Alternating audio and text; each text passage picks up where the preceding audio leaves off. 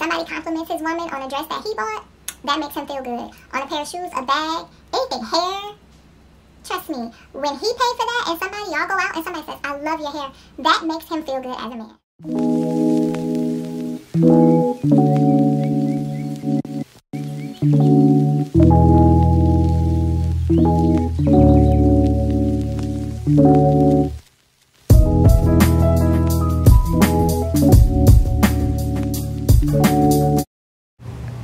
The views expressed in this video are my own through personal experiences. While my overall goal and message is for you ladies and gents to never forget you and invest in yourself first, understand that it's easy for that message to get lost when dealing with this sensitive topic. XO, Jalen Renee. Hey guys, welcome back to my channel. I am Jalen Renee and I'm back today with another Renee Talks. So today we're gonna get all into it, girl. It's about that time to have this conversation. So I'm gonna just let you guys know I'm gonna go all the way in and I'm just gonna give it to you raw and real, okay? We're gonna be talking about being ready to be a wife, or what it means to be a wife, or am I worthy of being a wife? I think these are questions us as women ponder about all throughout our life. Marriage and having a husband and being a wife is always thrown in our face. You know, it's one of those ultimate goals. I feel like that it's always so much pressure on you, you know, as you're growing up, becoming a young lady or becoming a woman. It's always, you know, do this, don't do that, do this, don't do that. And it's all mostly to please a man. Well, at least that's what is taught to you. Society teaches you that. And then eventually, you know, you're supposed to be married. You're supposed to have children. You're supposed to have a house with the fence in the front of the yard and everything is supposed to be perfect. But if you get a certain age in your life and you're not married, you don't have children, you know, people still look down upon you. People still feel like they have a place to ask you, when are you gonna get married? Or why aren't you guys married? Or when are you gonna have kids? Why haven't you had kids yet? People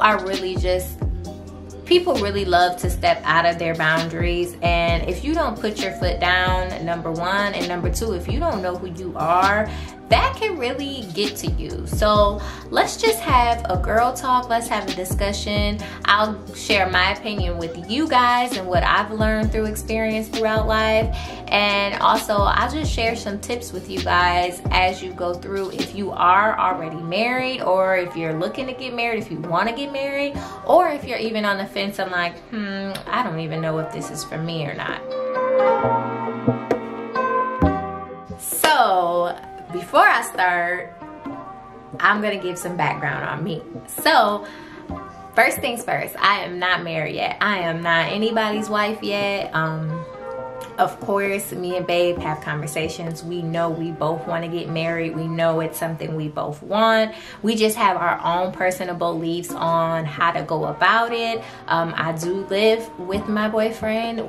I have a daughter with my boyfriend. I have a son from a previous relationship that he can't tell him any different. That is his son as well. He has fit the role of being a stepdad. And like I said before, we're definitely going to get married. We just have personal beliefs on when's the perfect time to do that. And a lot of people say, well, there's not a perfect time, you know, blah, blah, blah, blah. But I think it's a thing called being responsible and having a plan set forth in order for us to work our way towards that. I have personally been engaged 2 times. So I've been a fiance twice, okay? Meaning I was presented a ring. I was asked to be someone's wife twice. Now, the first time it happened, I was extremely young. I was in college, you know, not really understanding relationships. Of course, being the loyal girl that I am, being the faithful girl that I am, as a Capricorn in general, that's just my personality. I was really in love with this particular guy, and unfortunately we fell apart. Now, the fortunate part about it is we, as adults, we are very, very cordial. We talk frequently on social media, and you know, I always offer him advice. He offers me advice. We're really cool. We just did not work out when we were in a relationship, and I think a lot of it had to do with immaturity, and us not experiencing life, and just it's just life in general, you know. And we were young. We didn't have our own, well, we did have our own place, but I went back to school. There was just so many factors in that happened, and like I said, we were young, so come on. We all know what's up. And the second time, it was later. I was actually a little bit later in my life, and it was an ex from the past. We got together.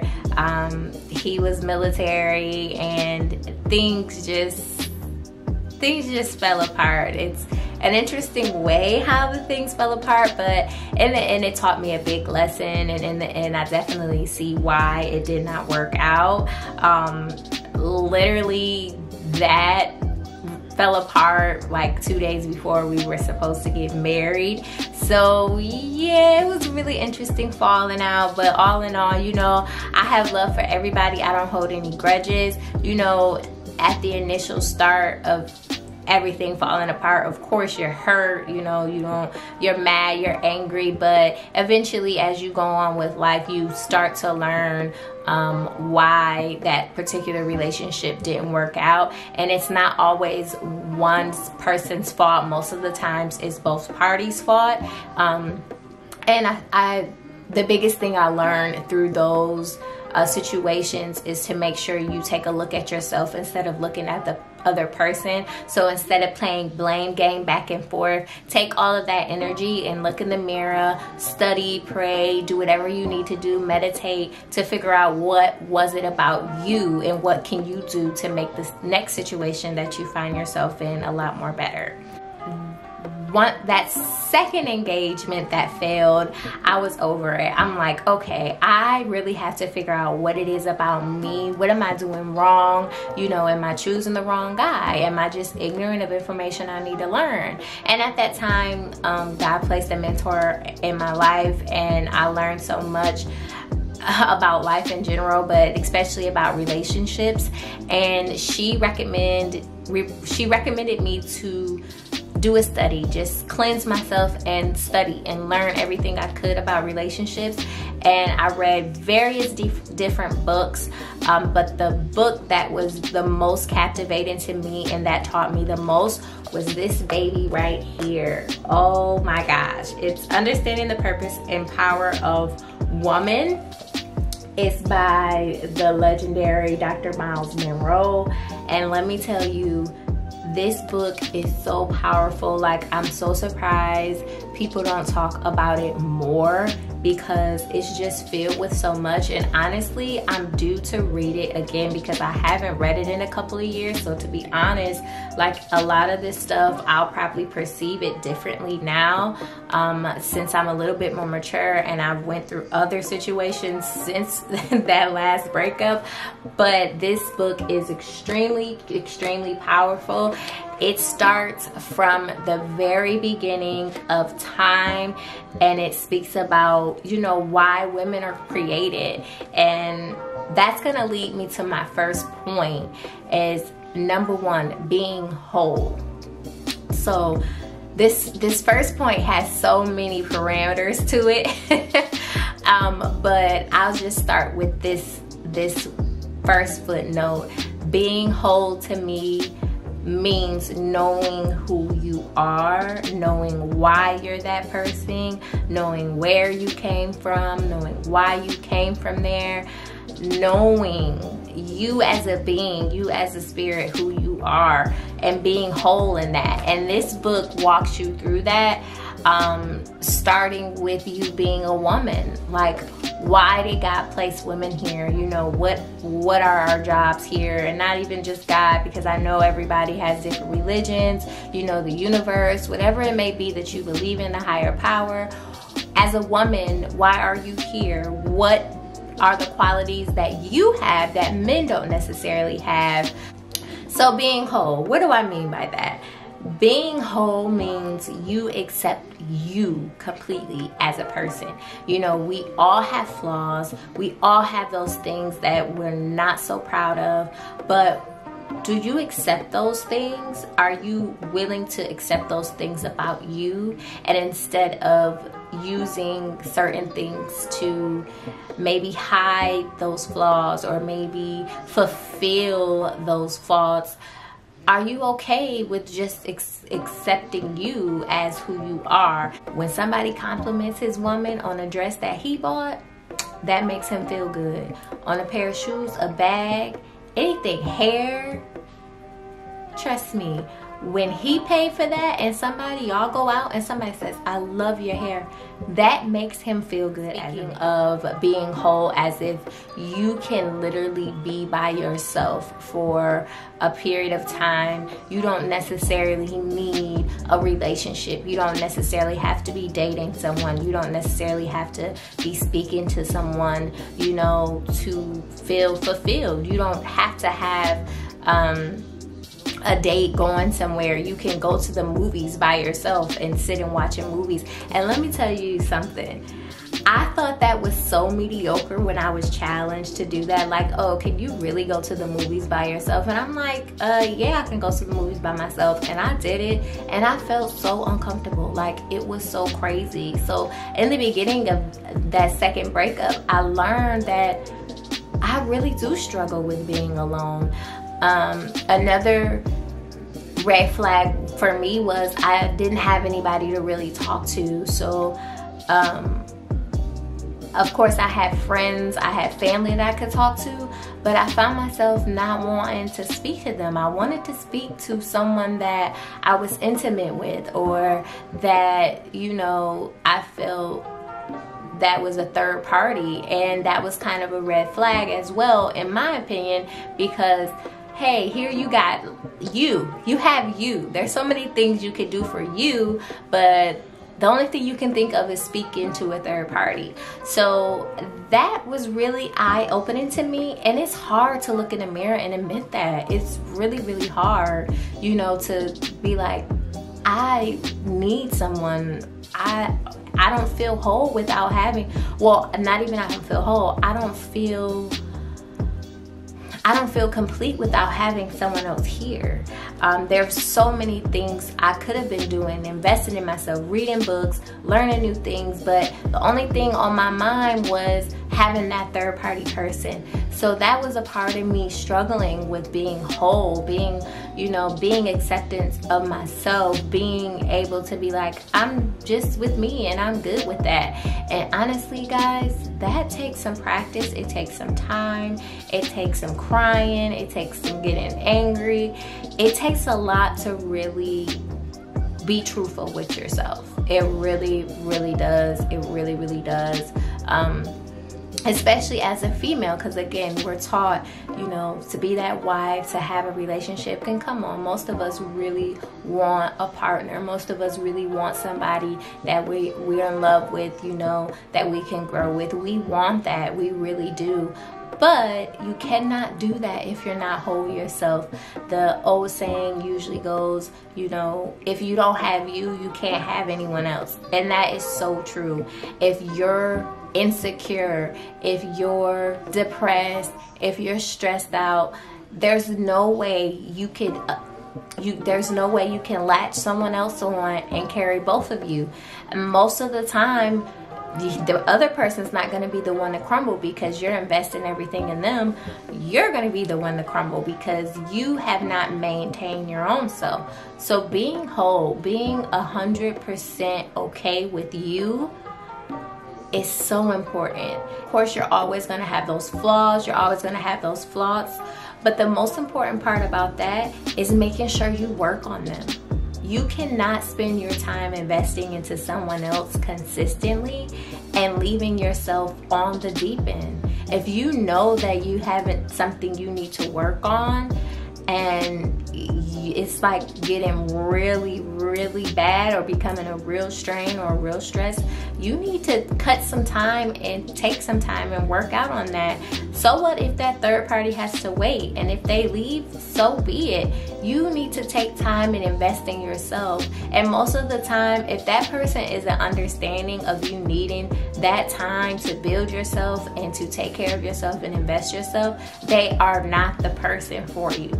It just is what it is. They just aren't the person for you. Here are a few things that are red flags that show that you may need to work on being whole. My number one thing is chasing men.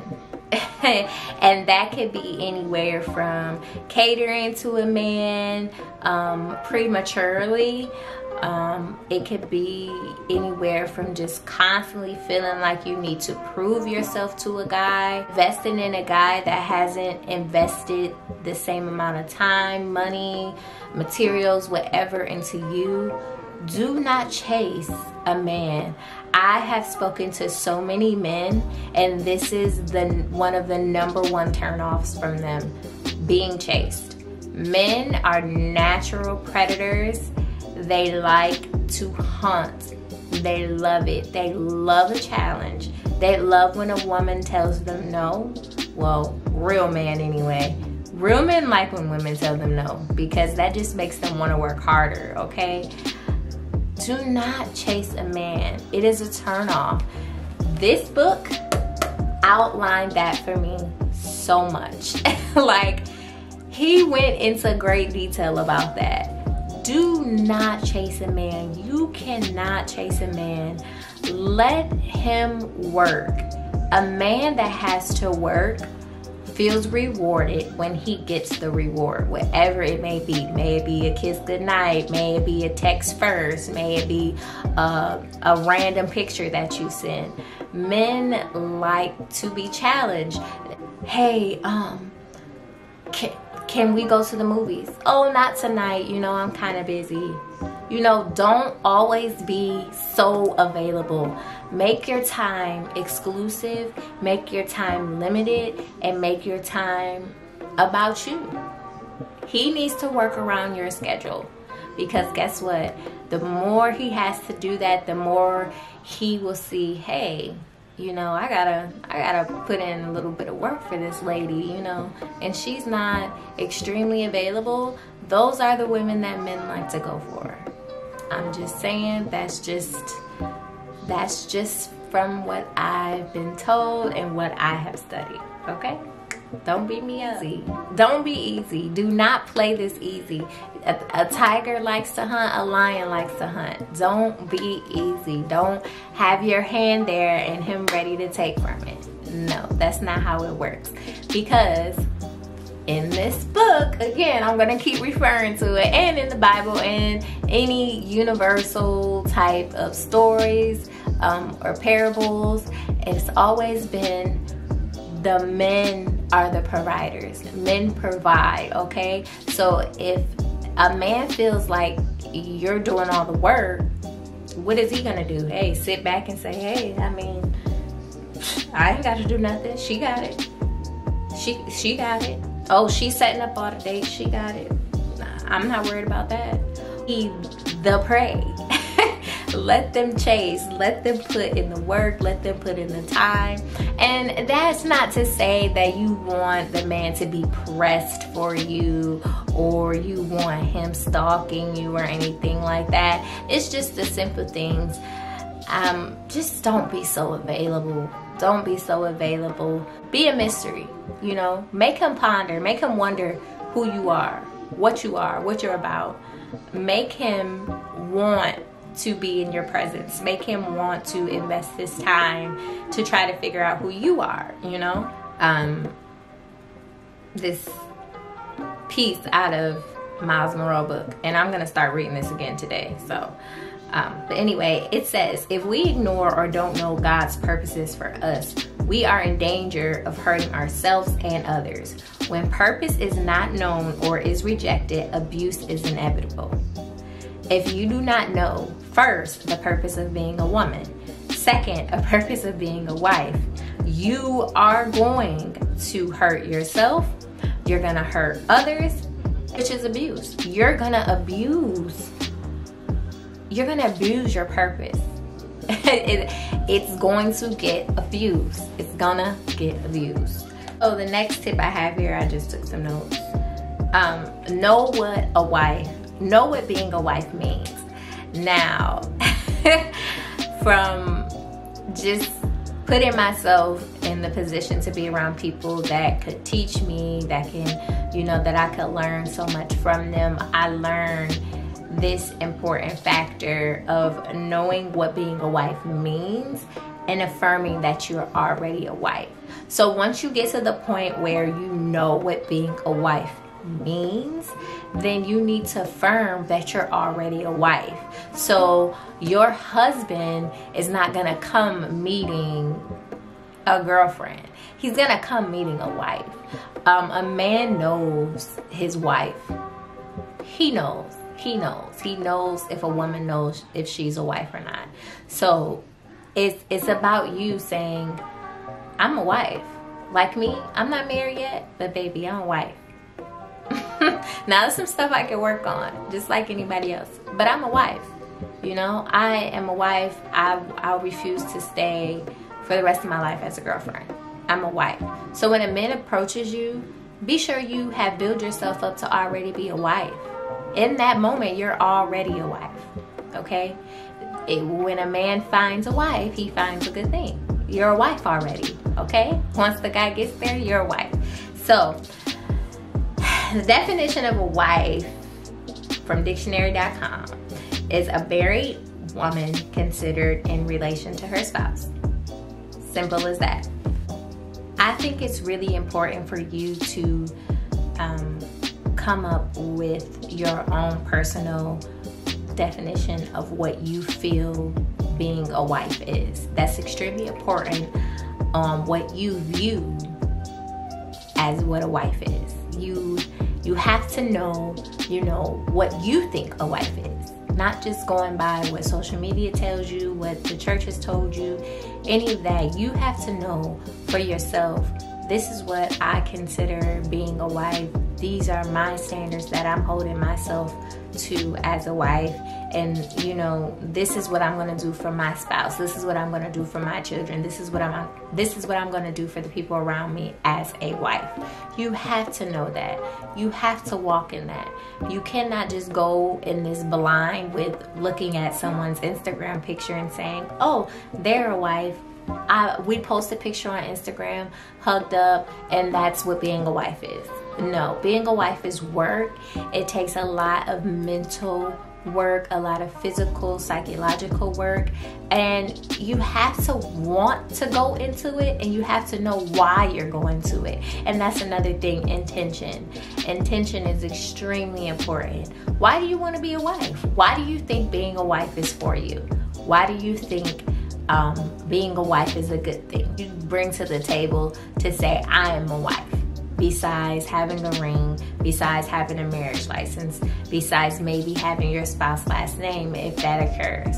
What are your own personal views of being a wife? What does it consist of? My personal views of being a wife is, number one, being a helper to my spouse. So I'm not saying being a helper is something bad. I'm not saying something washed out. I'm not saying that I'm a maid in the corner, Cinderella sweeping the floor.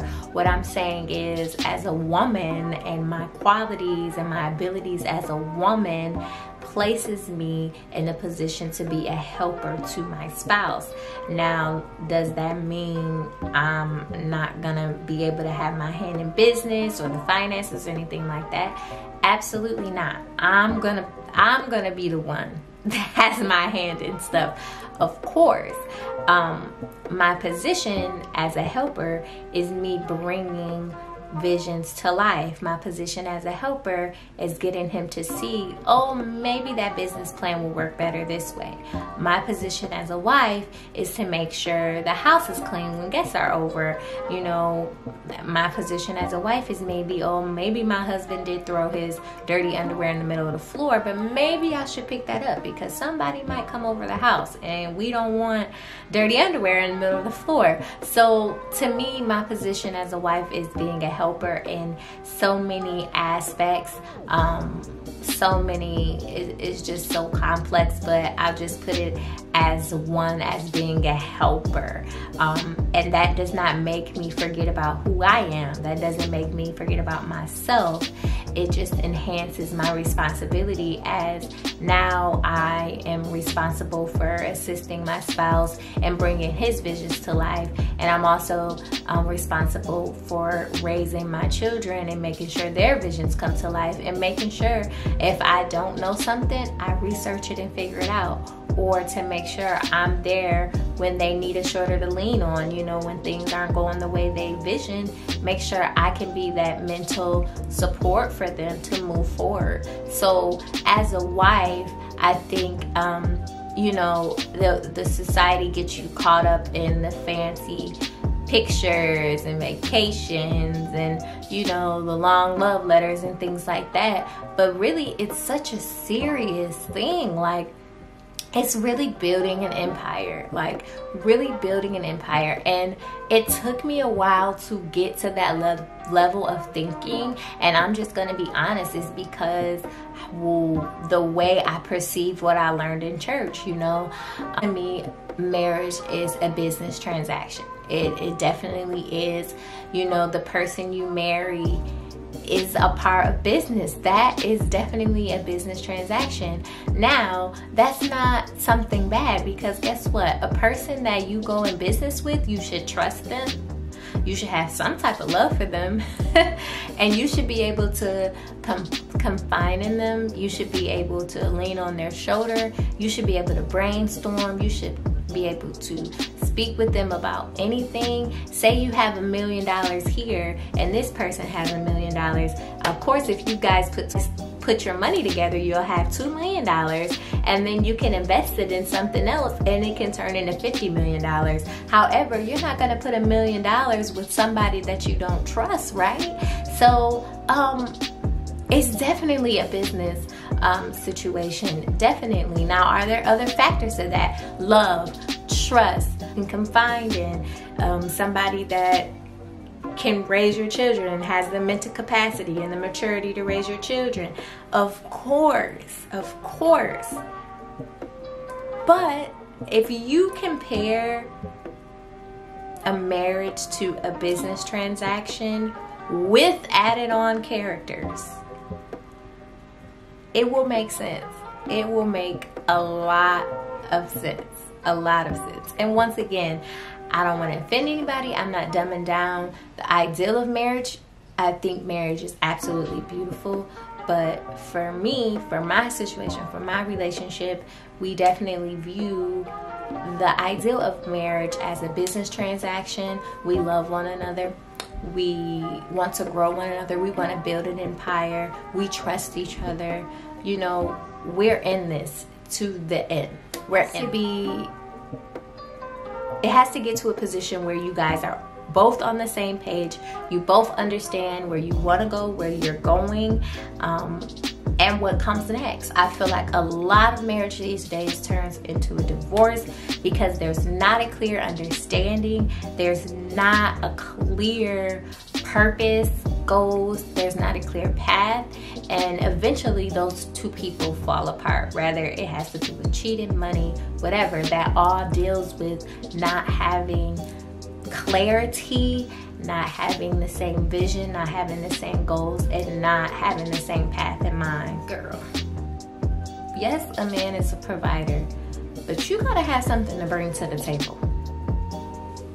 Men are natural providers. They want to provide. They want to, you know, hand you the money when you want to go shopping. They want to buy you the car. They want to buy you the house. Well, any real man does. That's not to be debated over here. If he's a real man, trust me, when somebody compliments his woman on a dress that he bought, that makes him feel good. On a pair of shoes, a bag, anything, hair, trust me, when he paid for that and y'all go out and somebody says, I love your hair, that makes him feel good. And that is his position.